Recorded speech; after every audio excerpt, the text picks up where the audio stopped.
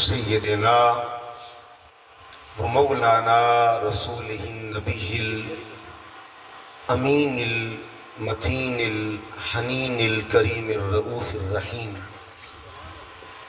اما بعد فاعوذ باللہ من الشیطان الرجیم، بسم اللہ الرحمن الرحیم۔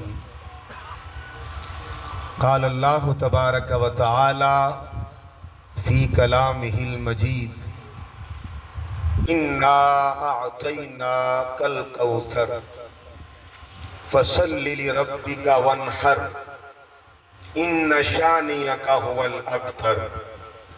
صدق اللہ مولانا العظیم۔ ان اللہ وملائکتہ یصلون علی النبی یا ایہا الذین آمنوا صلوا علیہ وسلموا تسلیما۔ اللہم صلی علی سیدنا و مولانا محمد وعلی آل سیدنا و مولانا محمد وبارک وسلم علیہ۔ الصلاة والسلام علیک یا سیدی یا رسول اللہ وعلی آلک و اصحابک یا سیدی یا حبیب اللہ۔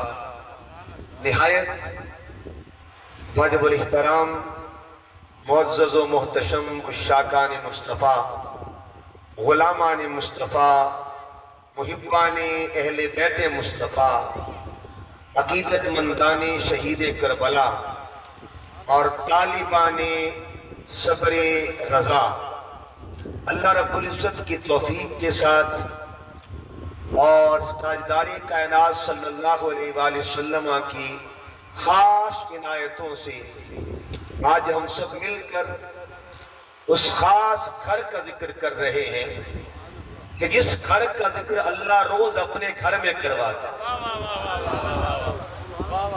جس گھر کا ذکر اللہ روز اپنے گھر میں کرواتا ہے۔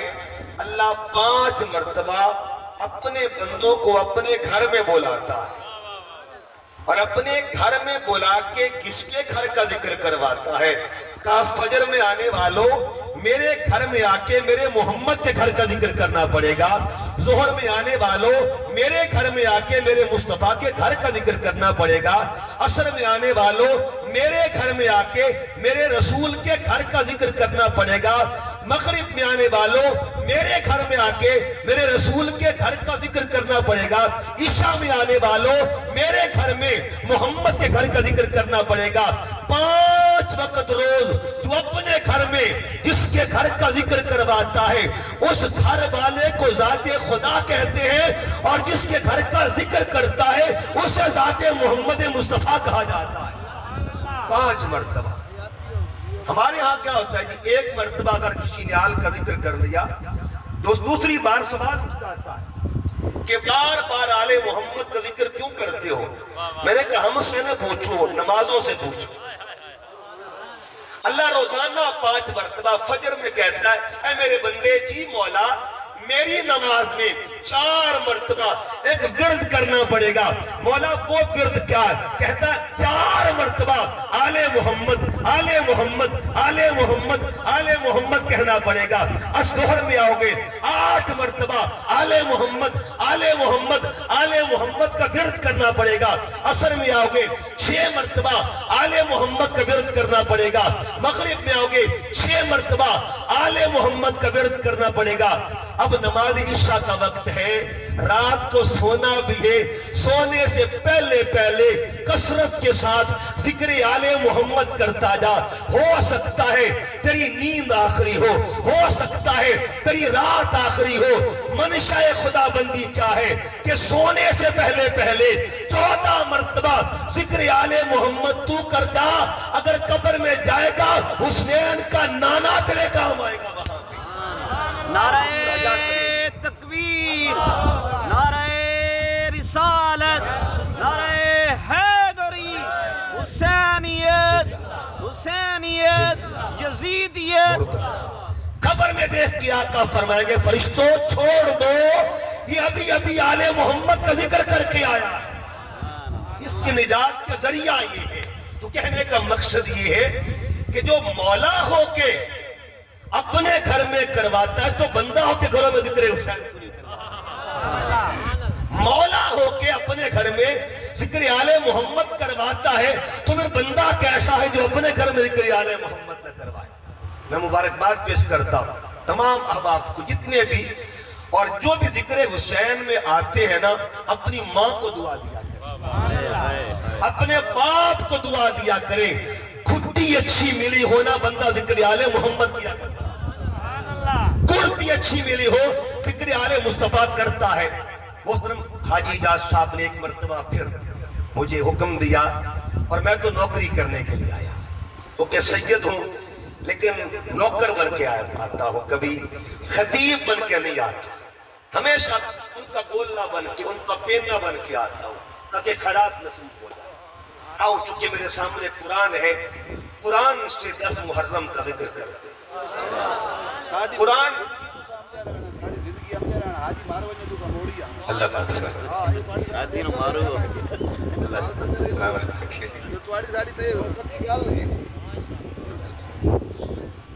तो कुरान किस तरह नमाज के साथ क़यामत तक के लिए आले मोहम्मद के निस्बत को लब में जोड़ दिया है। अच्छा, मुस्तफा ने नमाज में आले मोहम्मद का जिक्र जोड़ दिया। एक है कि जब तक नमाज रहेगी आले मोहम्मद का जिक्र होता रहेगा। आखिरी बंदा जब बंदगी करेगा उसकी जुबान पे भी ये होगा, अल्लाहुम्मा सल्ली अला मुहम्मदिन व अला आले मोहम्मद। कोई पूछे ना आले मोहम्मद का जिक्र कब तक होता रहेगा, सादा जवाब है, जब तक उसकी बंदगी होती रहेगी तब तक आले मोहम्मद का जिक्र भी होता रहेगा, आले रसूल का जिक्र भी होता रहेगा।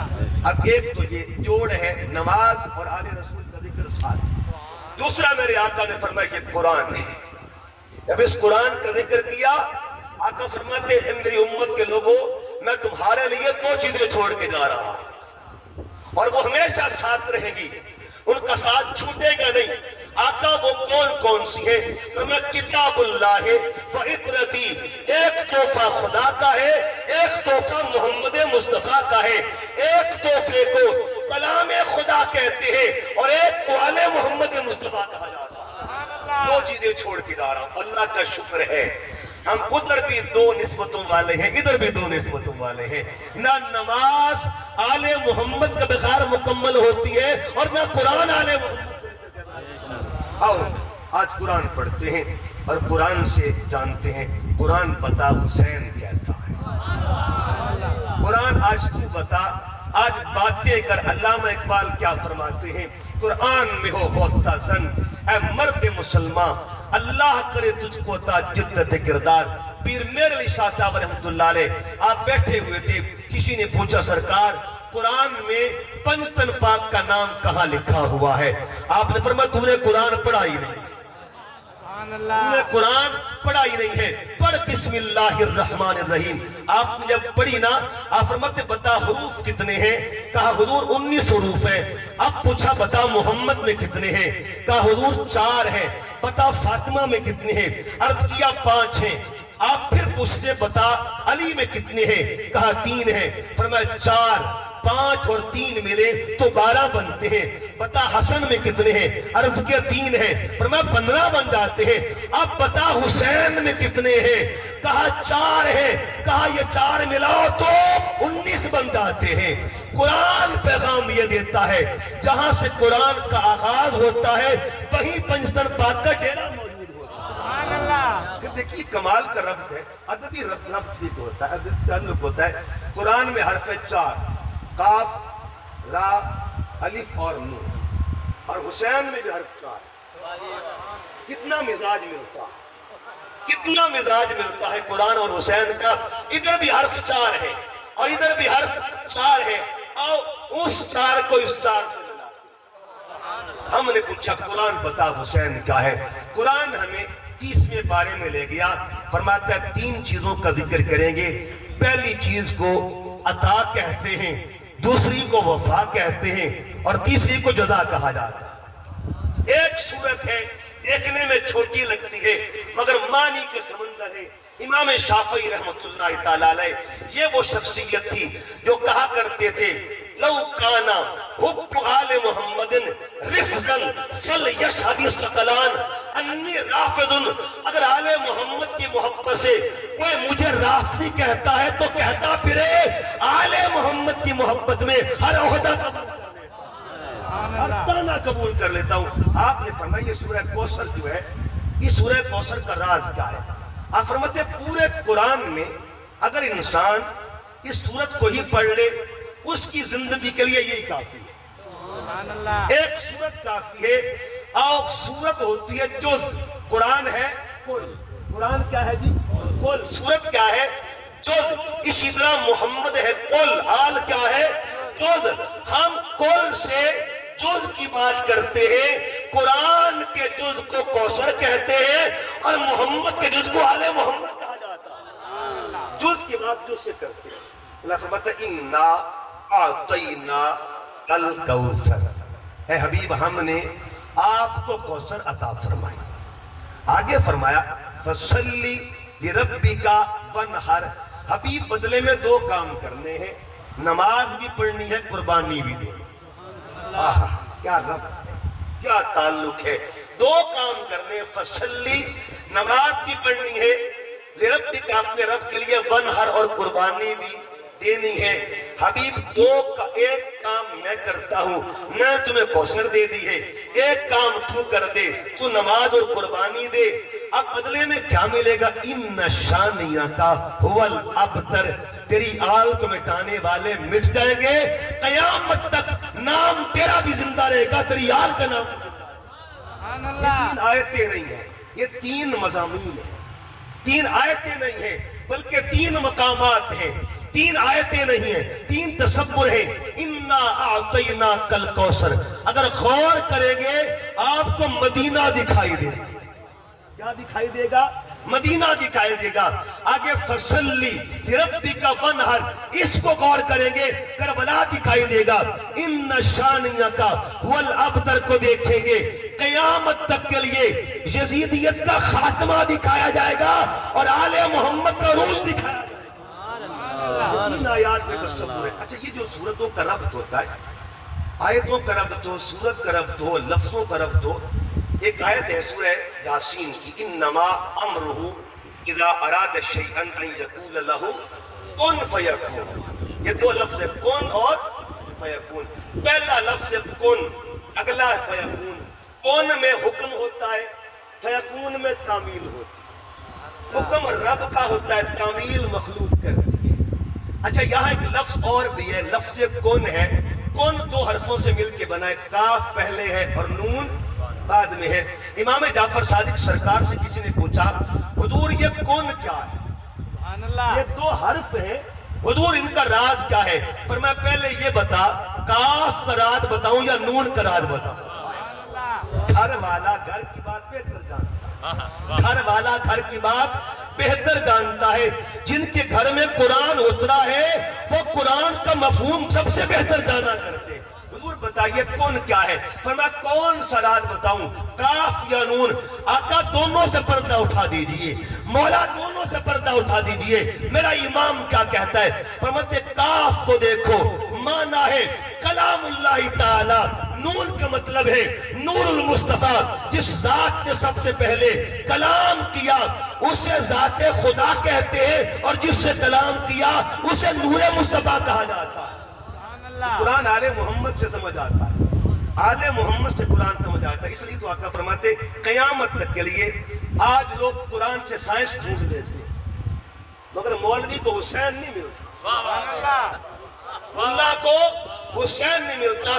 قرآن سے بیالوجی ڈھونڈ لیتے ہیں، کیمسٹری ڈھونڈ لیتے ہیں، کیونکہ یہ وہ کتاب ہے جو قیامت تک رہنمائی کرتی ہے۔ دنیا کا کوئی بھی علم ہو، جتنا مرضی انسان ترقی پہ چلا جائے، قرآن رہنمائی کرتا ہے، قرآن فیض دیتا ہے۔ سائنس یہاں پہ آتی ہے، بیالوجی یہاں پہ آتی ہے، کیمسٹری اس بارگاہ میں آتی ہے، ہر علم جو ہے قرآن کے سامنے جھک جاتا ہے۔ لیکن بدبختی یہ ہے ہر چیز مل جائے حسین قرآن، آؤ ہم قرآن پاک سے حسین کو تلاش کرتے ہیں۔ اور حسین نے تو بتا دیا کہ قرآن اور میرا کتنا گہرا تعلق ہے۔ اب اسی سورت کو دیکھیں، اس سورت کے پیچھے ایک سورت ہے اور دونوں صورتیں جن کے بعد دیگریں آتی ہیں ان کا ربط کیا ہے؟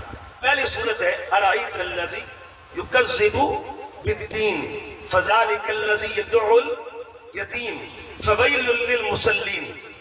یہاں جو اللہ پاک نے فرمایا فویل للمصلین، بربادی ہے نمازیوں کے. اس صورت میں کیا کہ کچھ ایسے نمازی بھی ہوتے ہیں جن کی نمازیں برباد ہو جاتی ہیں. اگلی صورت میں کیا کہا؟ فصلی ربی کا ون.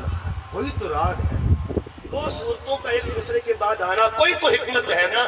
پہلی میں کہا نمازیں برباد ہو جاتی ہے اور دوسری میں کہا پڑھیے نماز اس کے لیے، اس کے لیے، اس کو منانے کے لیے، اس کو پانے کے لیے، اس کی بارگاہ میں سر جھکانے کے لیے، اس کی بارگاہ میں سر کٹانے کے لیے. اب قرآن پہ پوچھتے ہیں قرآن بتا کس کی برباد ہوئی تھی اور کون رضا والا تھا؟ کس کی برباد ہو گئی تھی، کون رضا والا تھا؟ قرآن نے کہہ دیا ایک ہی میدان ہے، فیصلہ وہیں پہ ہو گیا. فیصلہ کر دیا. ادھر بھی نمازی تھے، ادھر بھی نمازی تھے، ادھر بھی سبحانک اللہم پڑھنے والے تھے، ادھر بھی پڑھنے والے تھے، ادھر بھی فاتحہ پڑھتے تھے، ادھر بھی فاتحہ پڑھتے تھے، ادھر بھی اخلاص پڑھتے تھے، ادھر بھی پڑھتے تھے، ادھر بھی سبحان ربی العظیم تھا، ادھر بھی تھا، ادھر بھی تسبیح تھی، ادھر بھی تسبیحات ہیں، ادھر بھی التحیات ہیں، ادھر بھی التحیات. انہوں نے بھی پڑھا ہوگا اللہم صلی علی محمد والا آل محمد، ادھر سے پڑھا ہوگا، ادھر سے نہیں پڑھا ہوگا. قرآن نے فیصلہ کر دیا. قرآن نے کہا جو ریا والے تھے ان کو یزیدی کہتے ہیں اور جو رضا والے تھے انہیں حسینی کہتے ہیں. رضا والے ان کو حسینی کہتے ہیں. ایک نمازی کی ہم داستان سنتے ہیں. آؤ کون سا نمازی تھا جو کچھ دیر پہلے یزیدی تھا پھر وہ حسینی بنے؟ آؤ ایک نمازی کو ڈھونڈتے ہیں. ایک نمازی کو ڈھونڈتے ہیں. اے نمازی بتا تو پہلے بھی نماز پڑھتا تھا؟ ہائے ہائے رنگ کب چڑھا تھا تجھ پر؟ نماز پہلے بھی تو پڑھتا تھا اور تو نماز میں پہلے بھی ثنا پڑھتا تھا، الحمد پہلے بھی پڑھتا تھا، لیکن بتا کون سی نماز تجھے ملی ہے جس کی نماز کے ساتھ مل کر تیری نماز کمال پہ چلی گئی؟ وہ کون تھا؟ آؤ دیکھتے ہیں. اس خوش بخت کو حر کہا جاتا. حر کی عظمت کے پیچھے تین راز تھے. کتنے راز تھے؟ تین راز تھے. ایک جب حر جو تھا میرے امام کے ساتھ بات کرتے کرتے جا رہا تھا، سواری کے ساتھ ساتھ چل رہا تھا. ایک مقام پہ آ کے حر نے میرے امام کی جو سواری تھی اس کے لگام کو ذرا کھینچا. جب کھینچا تو میرے امام نے ایک جملہ بولا. آپ نے فرمایا ویحک امک، حر تجھ پہ تیری مار ہوئے. یہ عربی کے لفظ سے بولے تجھ پہ تیری مار ہوئے. اتنا کہا حر نے سر جھکا دیا. حر نے سر جھکا دیا. کہ معیار تھا اس کا اسٹیٹس تھا، وہ بھی سرداروں کی طرح رہتا تھا، مگر اب اس نے کہا نہیں اب سرداری نہیں چلے گی. سر جھکا دیا. کہا حسین میرے اندر بھی ایک انا ہے، میرے اندر بھی ایک وڈیرا شاہی ہے. میں بھی بہت کچھ کر سکتا تھا، میں جواب دے سکتا تھا، اور میں نے کبھی ماں کے تانا جو ہے اس کو میں نے سنا نہیں ہے. لیکن حسین تو نے یہ کہا ہے نا مجھے، آپ نے یہ فرمایا تیری ماں تجھ پہ روئے، آپ نے کہہ دیا ہے، لیکن حر مر جائے گا، آپ جمعہ کے بارے میں کچھ نہیں کہے گا. یہ حیا ہے، یہ سیدہ کا حیا تھا، بطول زہرا کا حیا تھا. ادھر میرا وجدان کہتا ہے حر ادھر یہ جملہ بول رہا ہوگا، یہ جو فرشتہ بیٹھا ہے نا یہ قلم چلا رہا ہوگا اور قلم چلا کے فیصلہ کر رہا ہوگا حیائے زہرا کے صدقے جس کو اللہ نے زبان سے نکال کر عروج بخشا اسے حر کہا جاتا. اور دوسری بات کیا ہے؟ چلتے گئے میرے امام نے فرمایا حر باتیں تو ہوتی رہی لیکن یہ بتا اب نماز کا وقت آ گیا، نماز کدھر پڑھے گا؟ نمازیں بھی دو طرح کی تھی. نماز کدھر پڑھے گا؟ ادھر پڑھنی ہے یا ادھر پڑھنی ہے؟ اور سوچ میں پڑ گیا کہا ادھر نماز تو ملتی ہے لیکن امام نے ملا. ادھر نماز ہے، امام کچھ لوگ وہ بھی ہوتے ہیں جن کے پاس فقط نمازی ہے، امام. کاش کہ امام بھی مل جائے، امام کا پیار مل جائے، امام کی محبت مل جائے، امام کی چاہت مل جائے، امام کا قرب نصیب ہو جائے. کہا نماز تو امام نہیں ہے. کہا چلو آؤ نماز پڑھتے. ایک نماز جس نے میرے حسین کے پیچھے پڑھی اللہ نے ریا والوں سے نکال کر رضا والوں میں ڈال دیا. اور تیسرا راز کیا تھا؟ اور 8 محرم کو بیٹھا ہوا تھا, اچانک اس کا بیٹا آیا, بابا کل سے دیکھ رہا ہوں آپ کی کیفیت بدلی ہوئی ہے, سختی جو تھی وہ نرمی میں بدل گئی ہے, آپ کا وہ تشدد جو تھا وہ امن میں بدل گیا ہے. بابا راز کیا ہے, حکمت کیا ہے؟ حور نے کہا بیٹے راز یہ ہے, صبح سحری کے وقت میں خیام حسین کے قریب سے گزر رہا تھا, اچانک میرے کان میں ایک معصوم کی آواز آتی ہے, میں نے اس معصوم کی آواز کو سنا, جب سے آواز سنی ہے نا میری نیندیں اڑ گئی ہیں, کیفیت بدل گئی ہے. یہ کون تھا جس کی آواز نے حور کی کیفیت بدل دی؟ یہ کون تھا جس کی آواز نے حور کی سختی کو نرمی میں بدل دیا؟ یہ کون تھا جس کے لہجے نے حور کے جلال کو جمال میں بدل دیا؟ کہ بابا کون ہو سکتا ہے؟ حور نے رو کر کہا مجھے حسین کا اثر لگتا ہے. پتر بتا, جس میدان میں حسین کا بچہ پیاسا ہو اس میدان میں تیرا بابا کھانا کھا لے, میرا ضمیر اجازت نہیں دیتا. یہ وہ 3 نسبتیں تھی جس نے حور کو پستیوں سے اٹھا کے بلندیوں پہ ادا کر دیا, اور ایسی بلندی ملی آج نگر نگر میں, گلی گلی میں, جہاں حسین حسین ہو رہا ہے وہاں حور کا بھی ہو رہا ہے. یہ نسبت حسین کا صدقہ. انا اعطینا کل کوثر, حبیب ہم نے آپ کو کوثر عطا کیا. اور کوثر کیا ہے؟ اولاد کا ملنا, یہ کوثر کی طرف اشارہ کرتا ہے. اولاد کا قربان کرنا یہ فصلی لربک ونحر کی طرف اشارہ کرتا ہے. یہ قرآن کا ربط ہے. ملی کیسے اولاد؟ جب یہ آیت سورت اتر رہی ہے, اس کا پس منظر بیک گراؤنڈ کیا ہے؟ آس بن وائل بدبخت تھا, اس نے حضور علیہ السلام کے بیٹے کی وفات پر, جب آپ کا بیٹا ابراہیم فوت ہوا, اس نے ڈھنڈورا پٹوا دیا, شور مچا دیا کہ محمد کا بیٹا فوت ہو گیا ہے. اب تھوڑی دیر کے بعد انہوں نے بھی چلے جانا ہے, نسل ختم ہو جائے گی, معاملہ ختم ہو جائے گا, کیونکہ جو بچوں کا معاملہ ہوتا ہے وہ بیٹوں سے چلتا ہے, اولاد کا معاملہ بیٹوں سے چلتا ہے. آقا پریشان تھے, قلب میں حزن تھا, ملال تھا, غم کی کیفیت تھی.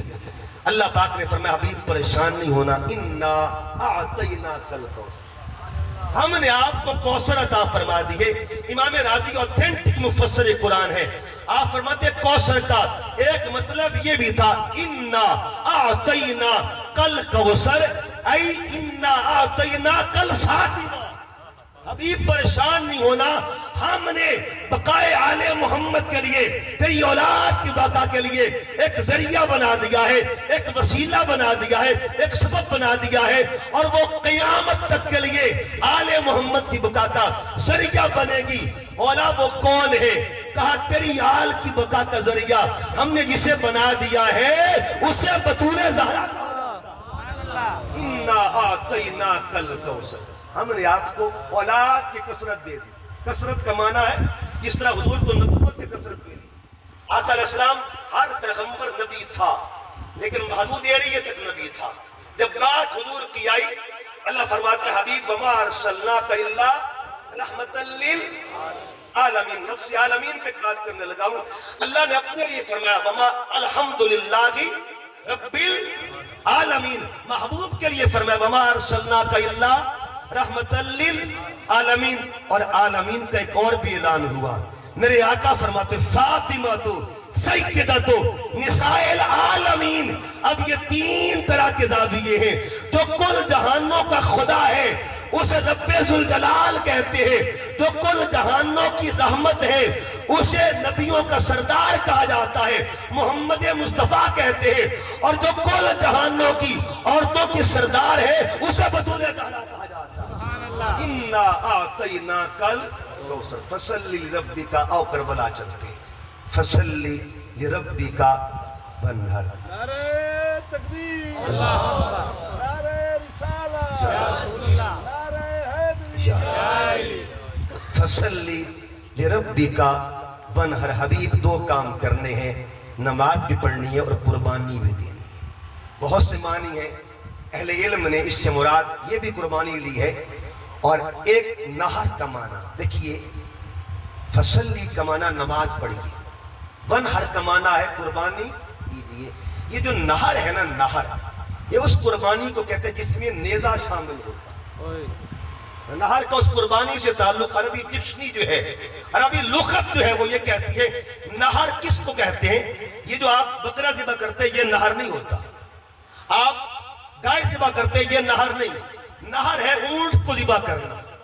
جب اونٹ ذبح ہوتا ہے اسے عرب میں جائیں وہ نیزے کے ذریعے اونٹ کو ذبح کرتے ہیں، جب اونٹ کھڑا ہوتا ہے نیزہ مارتے ہیں، اس کے بعد پھر بقیہ پروسیس ادا کرتے ہیں۔ اس کا مطلب یہ ہوا کہ نماز بھی وہ پڑھنی ہے جس میں نیزہ شامل ہے، نماز بھی وہ پڑھنی ہے جس میں اذیت ہو، نماز وہ پڑھنی ہے جس میں تکلیف ہو، نماز وہ پڑھنی ہے جس میں نیزے کا معاملہ ہو۔ اب ذرا ڈھونڈے اس نمازی کو ایک وقت میں جو دو کام کر رہا ہو، اور دو کام کیا؟ نیزوں کی بارش بھی ہو اور اللہ کو سجدہ بھی کیا جا رہا ہو۔ کہاں ملے گا نمازی وہ، اور کہاں ملے گا کہ فصلی لربک ورنہ آسان ترجمہ سنیا اے پیارے حبیب ہم نے کوثر دی ہے، بدلے میں دو کام کرنے ہیں، سر جھکانا بھی ہے سر کٹانا بھی، دو کام کرنے ایک وقت میں، جھکانا بھی ہے کٹانا بھی ہے۔ ڈھونڈو کون سا نمازی ہے ایک وقت میں اسے منانے کے لیے جو سر جھکا بھی رہا ہے اور سر کٹا بھی رہا ہے، اس نمازی کو حسین کہا جاتا ہے۔ آپ بھی نماز پڑھتے ہیں، میں بھی نماز پڑھتا ہوں، لیکن کبھی سوچا ہے نماز سے پہلے اذان بھی ہوتی، نماز سے پہلے اذان بھی ہوتی ہے، اور کربلا کی اذان اور نماز کا ذکر کرتے ہیں۔ ہماری زندگی میں بھی اذان اور نماز ہے۔ ایک زندگی ہے مسلمان کی، ایک زندگی ہے اسلام کی۔ اگر مسلمان کی زندگی کو دیکھیں، پیدا ہوا تو کان میں کیا پڑھا گیا جی؟ اذان پڑھی گئی۔ فوت ہوا تو کیا پڑھا گیا؟ نماز پڑھی گئی۔ اول کیا؟ اذان، آخر کیا؟ نماز۔ یہ ہے کل زندگی۔ اور روز کی زندگی کو دیکھیں، آپ صبح آنکھ کھولتے ہیں تو اذان آتی ہے کہ نہیں آتی؟ فجر کی اذان آتی ہے، اور سونے لگتے تو عشاء کی نماز پڑھ کے سوتے ہیں۔ اگر کل زندگی کو دیکھیں تب بھی اذان اور نماز ملے گی۔ اگر یومیہ زندگی کو، ڈیلی لائف کو دیکھیں تب بھی مومن کی زندگی میں اذان بھی ہے اور نماز بھی ہے۔ ایک ہے مسلمان کی زندگی اذان اور نماز کے ساتھ ہے، ایک ایک روز کی زندگی اذان اور نماز کی ہے۔ ہم نے پوچھا اسلام تو بھی زندہ ہے، اسلام تو بھی زندہ ہے، لیکن بتا تو صحیح تیری زندگی میں اذان کس کی ہے، تیری زندگی میں نماز کس کی ہے؟ اذان والے کا نام بھی بتا دے اور نمازی کا نام بھی بتا دے۔ اسلام نے فخر سے کہا آ لوگو میری زندگی میں ایک اذان بھی شامل ہے، ایک نماز بھی شامل ہے۔ اذان والے کو اکبر کہا جاتا ہے اور نماز والے کو حسین۔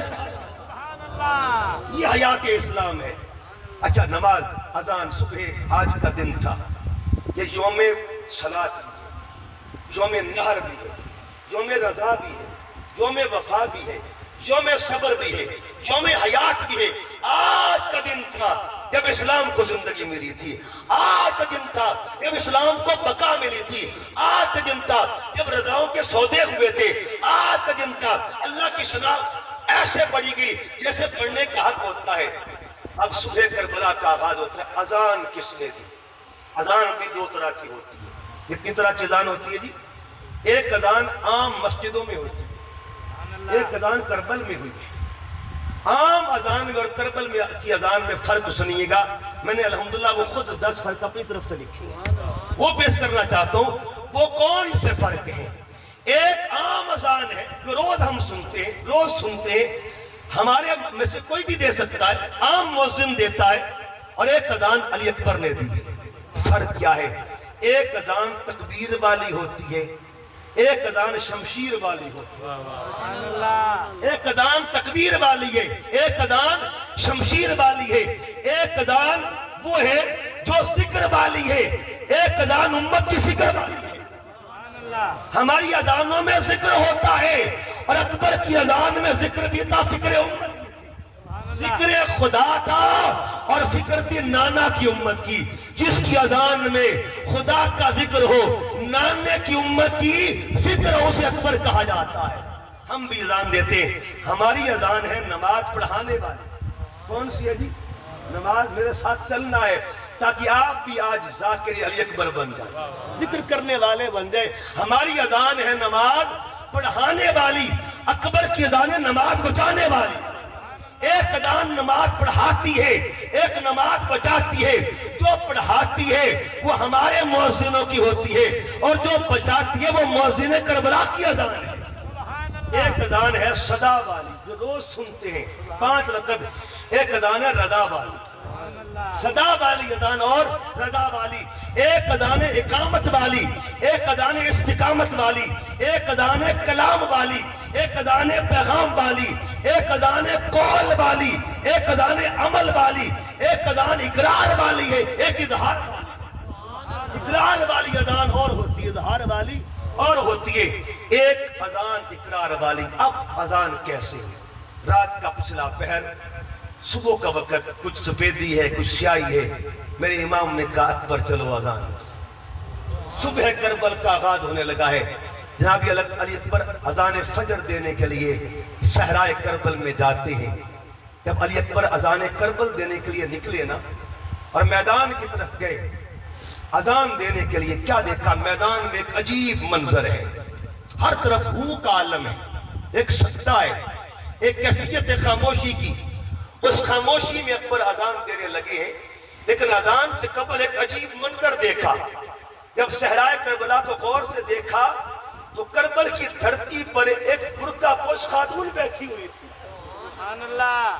ایک برقع پوش خاتون بیٹھی ہے اور نظریں جھکی ہوئی ہیں، اپنے پلو سے کربل کی زمین کو صاف کر رہی ہے اپنی آنچل سے۔ کون سا آنچل؟ امام احمد رضا خان فرماتے ہیں جن کا آنچل نہ دیکھا ماہ و مہر نے، اس ردائے نزاہت پہ لاکھوں سلام، اپنے پلو سے کربل کی دھرتی کو صاف کر رہی ہے۔ جناب علی اکبر نے ایک بار پوچھا بی بی آپ کون ہیں؟ بی بی جواب نہیں دیتی، بلکہ جواب کی بجائے بی بی روتی ہے، سبحان اللہ۔ آنسوں کے ساتھ ساتھ آواز آتی ہے رونے کی۔ تھوڑی دیر کے بعد پوچھا بی بی کون ہے؟ تیسری بار پوچھا تو آپ واپس آگئے، بابا کے پاس ہے۔ بابا نے پوچھا بیٹی اکبر اذان دی؟ بابا اذان دینے گیا، لیکن عجیب منظر دیکھا ہے، کوئی خاتون بیٹھی رو رہی ہے۔ ادھر خاتون کا ذکر ہوا، میرا امام اٹھ کے کھڑا ہو گیا۔ کہا بابا خیر ہے؟ یہ کس کا احترام کرنے لگے ہیں؟ کس کی تقریم کے لیے آپ کھڑے ہو گئے ہیں؟ کہا بیٹے میں ان کے لیے تقریم کے لیے کھڑا ہوں جن کے لیے میرے نانا محمد بھی کھڑے ہوا کرتے تھے۔ بابا راز سمجھ میں نہیں آ رہا، آپ کن کی بات کر رہے ہیں؟ کہا بیٹے اکبر صحرائے کربل میں جس کو تو دیکھ کے آیا ہے وہ کوئی عام خاتون نہیں ہے، وہ میری ماں بطول زہرا۔ بابا کیا کر رہے ہیں؟ تشریف لائی تھی۔ کہا وہ جانتی ہیں کہ آج اس کربل کے میدان میں میرے شہزادوں کے جو جسم ہے وہ چھلنی ہونے ہیں، اس لیے صفائی کر رہی تھی تاکہ کوئی کنکر نہ چبھ جائے۔ اس کا مطلب یہ ہوا کربل کی دھرتی پر بھی جو اپنے بچوں کا فکر کر رہی ہے اس مادر عظیم کو بطول زہرا کہا جاتا ہے۔ اب اس نوجوان کو کہا بیٹے اقرار سے اظہار کا وقت آ گیا، آؤ اذان کے اظہار کا وقت آ گیا۔ تو نے اللہ اکبر کہا ہے نا، اس کا اظہار بھی کرنا ہے۔ اشہد ان لا الہ الا اللہ پڑھا ہے نا، اظہار بھی کرنا ہے شہادت کا۔ ایک شہادت زبان کی ہوتی ہے، ایک شہادت عمل کی ہوتی ہے۔ تم نے پڑھا ہے اشہد ان محمد رسول اللہ، پتر یہ تو ہر کوئی پڑھتا ہے، لیکن پڑھ کے بتانا ہے۔ صرف محمد محمد کہنا کافی نہیں ہے، اس نام پہ جان قربان کرنا بھی ضروری ہوا کرتا ہے۔ آپ نے تیار کیا اپنے جوان مؤذن کو، اظہار کے لیے جب تیار کیا تو امام علی اکبر ایک ایک خیمے میں جاتے ہیں ملنے کے لیے، ملنے جاتے ہیں، اجازت لینے جاتے ہیں۔ ایک خیمے میں گئے تو کیا دیکھا؟ وہاں سیدہ سکینہ بیٹھی ہوئی، ویر اپنی بہن سے ملنے لگا ہے۔ سیدہ سکینہ سے آپ نے فرمایا بہن سکینہ الوداع کرنے کے لیے آیا ہوں، رخصت کا وقت آ گیا ہے، اللہ کے حضور بلاوا آ گیا ہے۔ سیدہ سکینہ نے جب دیکھا ویر کو ملنے لگی تو بی بی نے عرض کیا بھیا ایک امانت ہے آپ کے لیے رکھی ہوئی، میں نے وہ امانت دینا چاہتی ہوں آپ کو۔ سیدہ سکینہ خیمے میں جاتی ہے، پیچھے جا کے ایک مقام پہ وہاں سے ایک گٹھڑی اٹھا کے لاتی ہے۔ اس گٹھڑی کو کھولا اپنے ننھے ہاتھوں سے، جب کھولا اندر سے ایک دستار نکلتی ہے۔ سیدہ سکینہ دستار کو اپنے ہاتھوں میں رکھتی ہے اور ہاتھ میں رکھ کر کہا بھیا یہ وہ دستار ہے جب مدینہ طیبہ سے رخصت ہونے لگے تھے، نانا کے وطن سے نکلنے لگے تھے، اس وقت صغرا بہن نے کہا تھا سکینہ مجھے پتا ہے یہ مؤذن واپس نہیں آئے گا۔ آپ کے میر بھی اذان پڑھتے ہوں گے، آپ کے بچے بھی مسجدوں میں اذان پڑھتے ہوں گے، گھر والوں کو تسلی ہوتی ہے یہ جو اذان دینے جا رہا ہے یہ نماز پڑھ کے آ جائے گا، یہ اذان دینے جا رہا ہے نماز کے بعد لوٹ آئے گا۔ لیکن یہ وہ مؤذن تھا جس کی بہن جانتی تھی، جس کی ہمشیر جانتی تھی ہر مؤذن واپس آ جاتا ہے لیکن یہ واپس نہیں آئے گا۔ تیار کیا، میرے امام نے اپنے جوان کو رخصت کرنے لگے، اور جب رخصت کیا جناب علی اکبر میدان میں گئے، یزیدیوں کو گاجر مولی کی طرح کاٹ رہے تھے، یوں لگ رہا تھا کربل کے میدان میں نور محمدی کا مظہر آ گیا ہے، شبیہ رسول آ گیا ہے، عکس محمد مصطفیٰ آ گیا ہے، ہر طرف سے یلغار ہے۔ ایک آواز آئی حسین کا پتر ہے، یک بارگی کے ساتھ حملہ کرو۔ دور سے ایک نیزہ لہراتا ہوا آتا، ایک نیزہ لہراتا ہوا آیا، لہراتا لہراتا اس سینے پہ آ کے پیوست ہو گیا، جس سینے پر میرا حسین پیار سے ہاتھ رکھا کرتا تھا۔ جب پیوست ہوا علی اکبر نیچے تشریف لائے، آواز دی یا ابتا، ابو جان سنبھالیے گا۔ ادھر آواز آئی میرا حسین دوڑ کے جاتا ہے۔ آپ گئے، دیکھا علی اکبر زمین پہ جلوہ افروز ہے، آپ نے سر گود میں لیا اور لے کے باتیں کرتے ہیں کہ بابا آخری گھڑیاں ہیں، اگر یہ دو کام ہو جائیں، اگر پہلا کام ہے پانی مل جائے نا کچھ تھوڑا سا تو میں پی کے تازہ دم ہو جاؤں گا۔ میرے حسین نے کہا پتر جب ہم مدینہ میں ہوا کرتے تھے پیاس ہمیں لگا کرتی تھی، نانا محمد ہماری پیاس بجھانے کے لیے ہمارے منہ میں اپنی زبان ڈالا کرتے تھے۔ اکبر زبان کھول، آج نانا کا فیض دینا چاہتا ہوں۔ فیض دیا، کہا بابا اب پھل نکال دیں یہ نیزے کا، میں پھر لڑنا چاہتا ہوں۔ پھل نکلا، فوارہ چلتا ہے، روح کف سے انصریف سے برباد کر جاتی ہے۔ تاریخ بغداد میں اوتھینٹک تاریخ دان ہے، خطیب بغدادی لکھتے ہیں کہ جب میرا امام کربل میں گیا تھا 56 سال کی عمر علی اکبر کو لینے کے لیے، اور جب علی اکبر کے لاشے کو اٹھا کے واپس مڑنے لگا نا میرا امام، تاریخ لکھتی ہے کہ سر کے بال سفید ہو چکے تھے، واپس خیام کی طرف سے امام آ رہے تھے، دھول سی اڑی ہوئی ہے۔ خیموں کے اندر سے سیدہ سکینہ نے پوچھا پھوپھو زینب وہ بزرگ کون آ رہا ہے، وہ سفید بالوں والا بابا کون آ رہا ہے؟ فرمایا بیٹی غور کر، یہ کوئی عام بزرگ نہیں، تیرا بابا حسین آ رہا ہے۔ اس کا مطلب یہ ہوا جس کا مؤذن جو تھا اتنا وزنی تھا۔ قرآن حضور فرماتے ہیں کہ دو وزنی چیزیں چھوڑی گئی، ایک تو قرآن کہتے ہیں، ایک کو آل محمد کہا جاتا ہے۔ قرآن بھی وزنی ہے، آل محمد کی وزنی ہے۔ قرآن کا وزن کتنا ہے؟ کہ لو انزلنا ھذا القرآن علی جبل لرأیتہ، یہ قرآن اگر پہاڑوں پر نازل ہوتا پہاڑ برداشت نہ کر سکتے۔ آل محمد کتنے وزنی ہے؟ آؤ حسین کے ایک اور نمازی کو دیکھتے ہیں۔ دیکھیے دنیا کا اصول ہے، شریعت یہ کہتی ہے بچہ 7 سال کا ہو اسے پھر میدان میں یا اسے پھر مسجد میں لے کے جاؤ، اگر عاقل ہے تو پھر میدان میں لے کے جاؤ۔ با حسین قربان جائیے، ایک ایسا بھی مجاہد تھا جس کو حسین گود میں لے کے آیا۔ جب وہ کتنا وزنی ہوگا علی اصغر، کتنا وزنی شیرخوار ہوگا، آؤ سنتے ہیں۔ میرے آقا نے فرما دیا قرآن بھی وزنی ہے اور آل محمد بھی وزنی ہے۔ کتنا وزن ہے علی اکبر کا، علی اصغر کا؟ علی اکبر کتنا وزنی تھا تاریخ نے بتا دیا، اصغر کتنا وزنی تھا۔ میرا امام لے کے کھڑا ہوا ہے، ایک تیر لہراتا ہوا آتا ہے جس کی 3 کونے تھے، جس کے آگے بڑھتا ہوا اس حلقوم ناز سے گزرتا ہوا میرے امام کے آکے بازو میں پیوست ہو جاتا ہے۔ جب پیوست ہوا ہاتھ میں خون آ گیا۔ علی اصغر کتنا وزنی ہے، کتنا وزنی ہے میرے حسین کا بچہ۔ آپ نے خون کا وہ چلو لیا، آپ نے زمین کی طرف گرانا چاہا، زمین نے ہاتھ جوڑ دیا۔ ادھر باریک قرآن کی آتی ہے کہ قرآن کو پہاڑ برداشت نہیں کر سکتے، ادھر خون لے کے کھڑے ہیں۔ زمین نے کہا حسین میرے اندر متحمل مزاجی نہیں ہے، میں متحمل نہیں ہوں، بوجھ اٹھا نہیں سکتی حسین، میری طاقت کم ہے، تیرے اصغر کا خون بہت وزنی ہے۔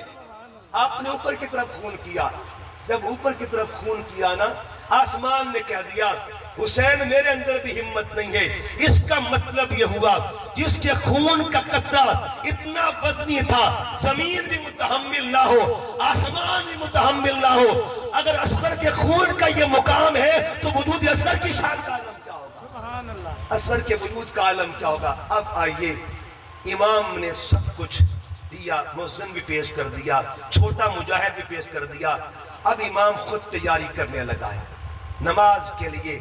اور نماز کے لیے جب کوئی جاتا ہے نا تو گھر والے یہ مطمئن ہوتے ہیں اس بات پہ کہ نماز پڑھ کے آئے گا۔ اب نماز حسین کا وقت آ گیا ہے، حسین نماز پڑھنے کے لیے نکلے تو سیدہ زینب نے عرض کیا بھیا ایک بات عرض کرنا چاہتی ہوں، ہر ایک کو آپ نے تیار کیا، اب آپ کی باری ہے، میں چاہتی ہوں امامہ آپ کہو اور باندھنے والی علی کی بیٹی ہو، تیاری میں کرواؤں گی۔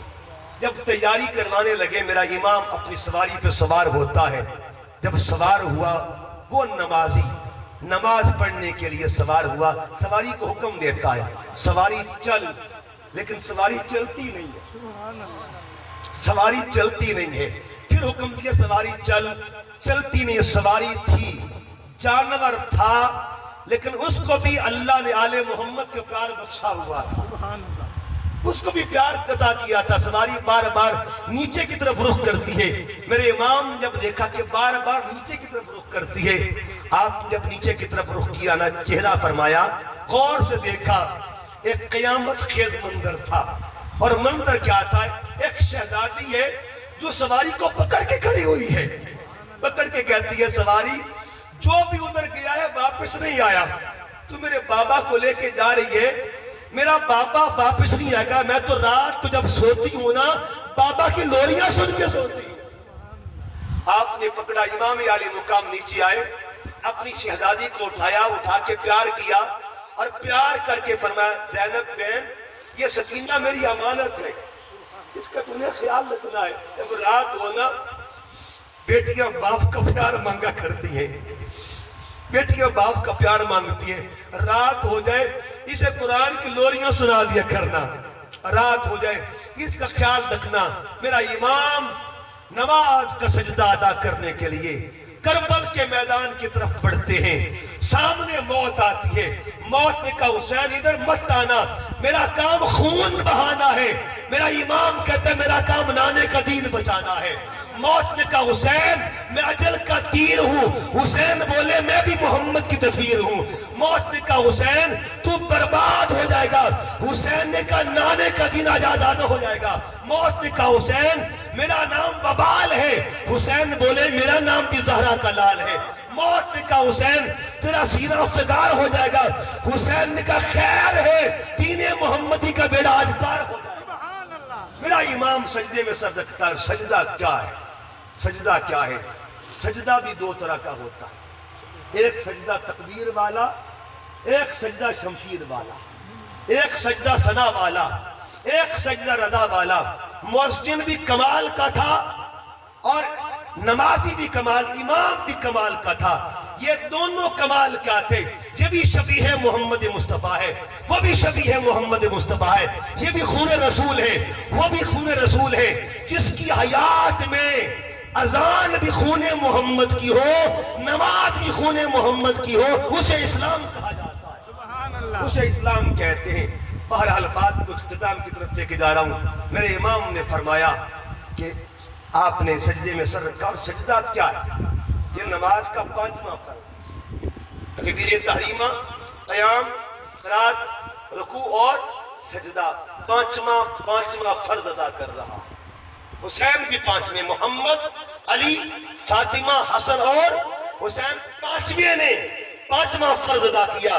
ابھی فرض ادا کر رہے تھے، کفر کی تلوار چلتی ہے، ظلم کی تلوار چلتی ہے، فسق کی تلوار چلتی ہے، باطل کی تلوار چلتی ہے، دہشت گردی کی تلوار چلتی ہے۔ میرا حسین اپنے نانا کے دین کے لیے سجدہ کرتے ہوئے फसल्ली लिरब्बिका वनहर की अमली तफसीर बन के बताता है, लोगों आओ इन्ना आतैना कल कौसर का सिरा दे के जा रहा था।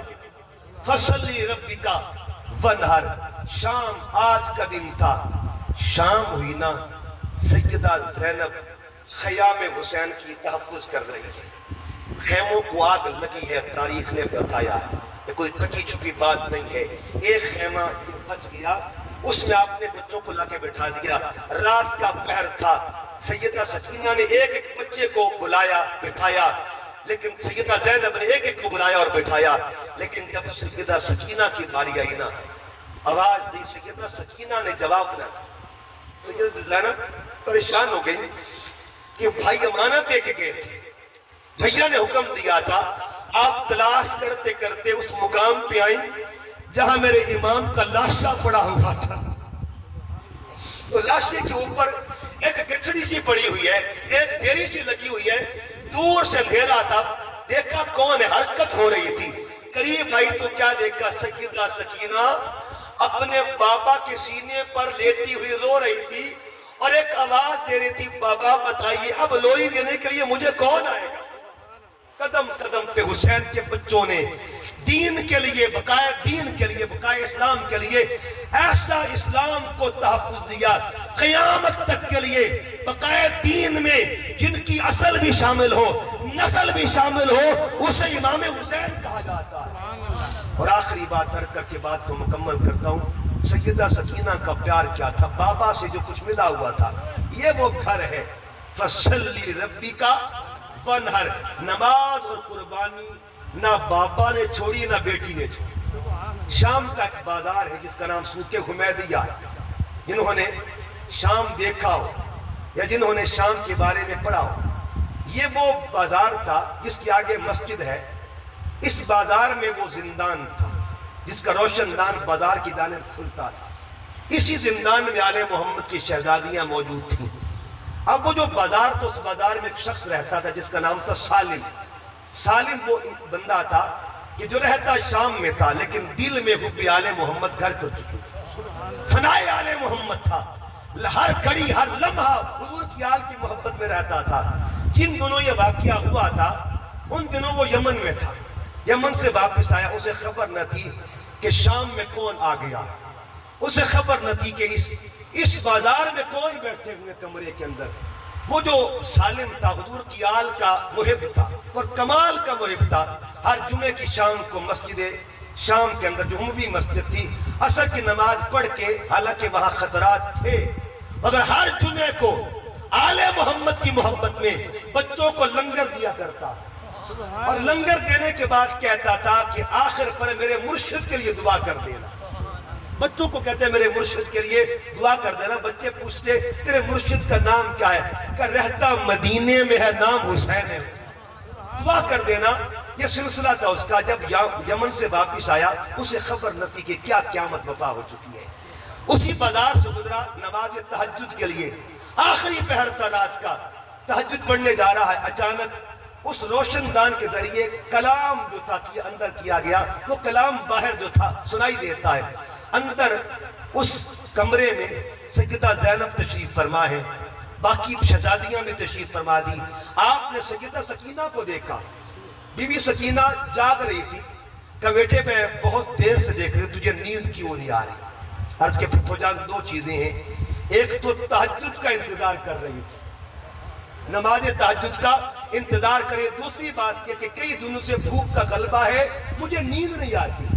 इधर भूख की बात कही, वो आवाज वो कलाम रोशनदान के जरिए बाहर निकला, सालिम के कान में पड़ा। सालिम ने तहज्जुद तर्क कर दी, वापस घर में गया, अपनी बीवी से कहता है मुझे पता तो नहीं कौन आया बैठा है, लेकिन कोई बच्चा भूखा बैठा हुआ है, जल्दी कर खाना बना। उनको खाना दे किया, उनको खाना खिलाते हैं। उसने खाना तैयार किया बीवी ने। खाना बनाने के बाद सालिम ने कहा ठहर जा, रुक जा, खाना देने से पहले उन बच्चों को कहना मेरे मुर्शिद के लिए दुआ कर देना। वो बीबी खाना लेके जाती है और सैयदा सकीना सैयदा ज़ैनब की बारगाह में हाजिर होती है। जाके सलाम अर्ज किया, कभी भी खाना लेके आई हूं, मेरे खामन ने आवाज सुनी कोई बच्चा भूखा है। اس کو کھانا پیش کرنا ہے. سیدہ سکینہ پیچھے بیٹھی تھی, آگے آتی ہے. آپ نے باقی بچوں کو بلایا. جب کھانا پیش کیا گیا نا, سیدہ زینب نے پوچھا بی بی کھانا کیوں لے کے آئی ہے, ہمیں جانتی ہے ہم کون ہیں؟ اس نے کہا نہیں جانتی تو نہیں, آپ کون ہے؟ بس میرے مرشد, میرے جو خامن تھے انہوں نے کہا کہ جا کے بچوں کو کھانا دے کیا. میرے خامن کا معمول یہ ہے کو کھانا کھلاتا بھی ہے, مرشد کے لیے دعا بھی کرواتا ہے. لیکن بی بی یہ جو بچی کھانا کھانے لگی ہے نا, اس کو عرضی پیش کر دے, اس کو کہہ دے کہ کھانے سے پہلے میرے مرشد کے لیے دعا کر دے. سیدہ زینب نے پوچھا بی بی بتا تیرے مرشد کا نام کیا ہے؟ بیٹیوں والو اس تصور کو دل میں باندھیے گا, تیرے مرشد کا نام کیا ہے؟ اس نے کہا میرے مرشد کو حسین کہا جاتا ہے. سیدہ زینب نے پوچھا کس حسین کی بات کر رہی ہے؟ کہ وہی حسین جو نواسے محمد مصطفیٰ ہے, وہی حسین جس کی اماں کو بطول زہرا کہا جاتا ہے, وہی تو حسین ہے جس کے بابا کو علی مرتضیٰ کہا جاتا ہے, وہی تو حسین ہے جس کے لیے محمد ربی سجدے لمبے کیا کرتے تھے, وہی تو میرا مرشد ہے, ان کے لیے دعا کروا دے. سیدہ زینب نے کہا بی بی اب جو تجھے کہنے لگی ہونا, اگر اب جگر تھام کے بیٹھنا ہے تو نے, اب تو تجھے بات کرنے لگی ہوں, اس رات سے پردہ اٹھانے لگی ہونا. عرض کہ بی بی کیا کہنا چاہتی ہے؟ فرمایا جس بچی کے لیے تو کھانا لے کے آئی ہے نا, یہ بچی کوئی عام بچی نہیں ہے, یہ جس کی شہزادی ہے اسے حسین کہا جاتا ہے.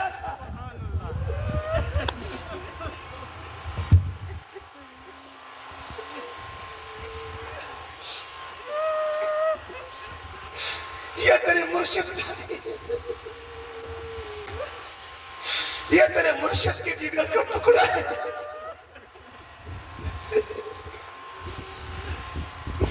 یہ وہ شہزادی ہے جس کو روز تیرا مرشد لوریاں دے دے کر سلایا کرتے.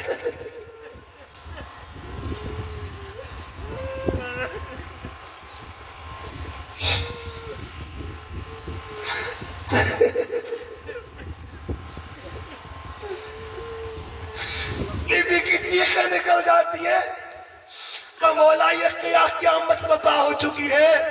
بی بی نے طوطا نہیں پہنا, ننگے پاؤں خامد کو بتانے لگی, جانے لگی ہے. پیچھے سے سیدہ زینب نے آواز دی بی بی رک جا, دعا تو لے کے جانا. ہم جس کیفیت میں بھی ہوں دعائیں ضرور دیا کرتے ہیں. ہاتھ اٹھا دیے, زندان میں بھی جو عطا کرے اسے علی کی بیٹی کہا جاتا ہے. یہ کیا چیز ثقافت ہے, یہ کیسا کمال ہے. ہاتھ اٹھا دیے کہ میرے مالک یہ وہ لوگ ہیں جنہوں نے اس کیفیت میں بھی تیرے محبوب کے بچوں کا حیا کیا ہے, مسافر سمجھ کے حیا کیا ہے. مولا قیامت کے دن ہو جہاں میرا تیرا دین حسین ہو اور ان کا حشر بھی ساتھ. اس کا مطلب یہ ہوا لوگ آج کا دن اس شہزادی کے درد کا دن ہے جسے سیدہ زینب کہتے ہیں. اور اس شہزادی کا علامہ اقبال نے کیا تھا, حدیث عشق دو واپس کربلا و دمشق, یہ قیاس رقم کرد حسین بدی کرے زینب. حدیث عشق کے 2 چیپٹر ہیں, 2 باب ہیں. ایک وہ ہے جو امام عالی مقام نے رقم کیا, اور ایک وہ جو سیدہ زینب نے رقم کیا.